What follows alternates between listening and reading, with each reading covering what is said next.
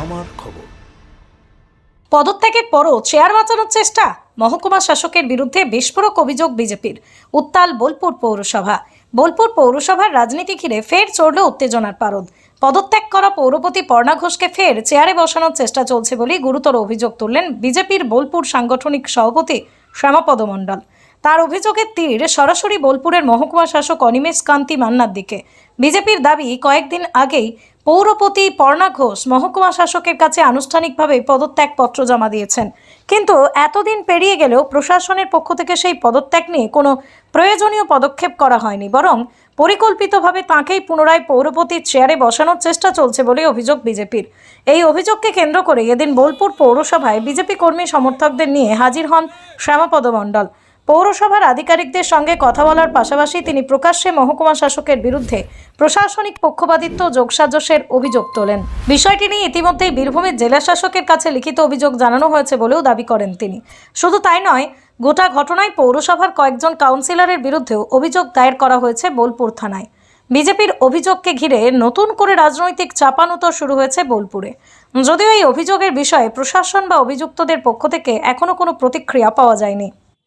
পৌরসভা আপনারা প্রত্যেকেই জানেন যে এখানকার পৌর মাতা একটা রিজাইন দিয়েছিলেন। এরকম বীরভূম জেলায় 6টি পৌরসভাতে রিজাইন এবং 5টি পৌরসভার অ্যাডমিনিস্ট্রেশন বসে গিয়েছে।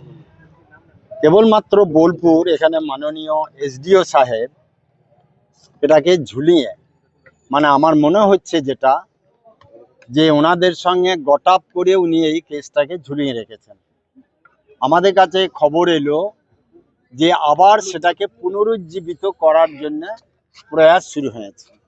আমরা সেই বিষয়ে পৌরসভায় জানতে এসেছিলাম যে বিষয়টা কি। অতএব পৌরসভায় যিনি ইনচার্জ এখন করেছেন তেনার সঙ্গে সমস্ত কিছু আলোচনা হলো। আর আপনারা জানেন যে পৌরসভায় যে দুর্নীতি আজকে আমরা 22টি ওয়ার্ড থেকে 22টি কমপ্লেন আমরা করছি। যে কাউন্সিলররা কার্ড মানি তুলেছে, পাবলিকের কাছে টাকা নিয়েছে, লোককে ভয় দেখিয়ে টাকা তুলেছে, কেস নিয়ে টাকা তুলেছে, সেই টাকা আদায় করতে হবে। এটাও পৌরসভাকেও বলে এলাম, এখানে পুলিশ প্রশাসনকেও বলে এলাম। অতএব যারা অন্যায় করেছে তাদেরকে ছাড়া যাবে না।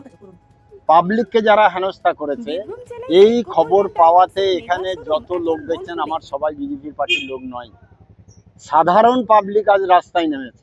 আর সাধারণ পাবলিক যাতে অঘটন কিছু না ঘটায় তার জন্য আমার প্রোগ্রাম ক্যান্সেল করে আমি ছুটি এসেছি। আমার স্টেট থেকেও ফোন এসছে, আমার মন্ত্রী সাহেব এমপি সাহেবরা ফোন করেছেন। বিষয়টা যখন বলা হলো তখন তারা বুঝেছেন। অতএব এইরকমভাবে অবৈধভাবে একটা কিছু পুনরুজ্জীবিত করার যে প্রয়াস চালিয়েছিল এসডিও সাহেব এবং তৃণমূল, সেটাকে বানচাল করাই আমাদের উদ্দেশ্য। এবং কেন এসডিও সাহেব এটা করেছে তারও কৈফিয়ত তলব আমরা করব। আমরাও এটাকে নিয়ে ডিএম সাহেবের কাছে এসডিওর বিরুদ্ধে আমরা অভিযোগ জানাবো।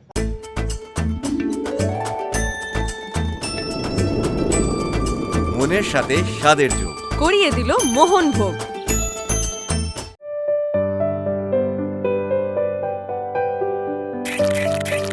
এখনই বুক করুন প্রকৃতির কোলে শান্তির এক অসাধারণ মুহূর্ত।